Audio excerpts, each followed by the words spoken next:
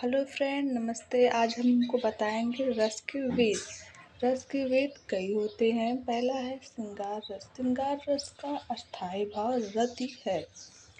नायक और नायिका का रति भाव प्रेम पृष्ठ होकर श्रृंगार रस कहलाता है। श्रृंगार रस के दो अंग होते हैं, सहयोग श्रृंगार, वियोग श्रृंगार।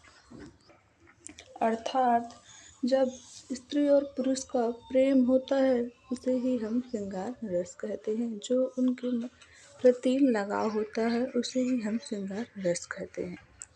हास्य रस। हास्य रस का स्थायी भाव हास्य है। हास्य के विभव अर्थात नायक नायिका में जब कुछ अनुचित का आभास पा लिया जाता है उससे हास्य स्थायी भाव जागृत हो जाता है।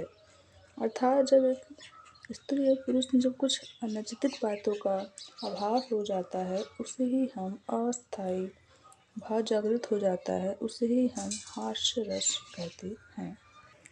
वीर रस, जहाँ उत्सव नामक स्थायी भाव विभव अनुभव तथा संचारी भाव से पृष्ठ होकर रस दशा प्राप्त करता है वहाँ वीर रस होता है। वीरता का ही बल है वीर रस।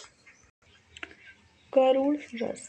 इष्ट वस्तु की हानि, अनिष्ट वस्तु का लाभ, प्रेम पात्र का जीर, वियोग, अर्थ हानि आदि से जो शोक भाव की पृष्टि होती है वह करुण रस कहलाता है। अर्थात जब दुख आता है तो हम उस दुख को भुला नहीं पाते हैं और दुख आता है तो वही को हम करुण रस कहते हैं।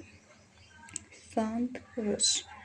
निवेश अस्थायी भाव का उत्कर्ष होने पर शांत रस की प्राप्ति होती है।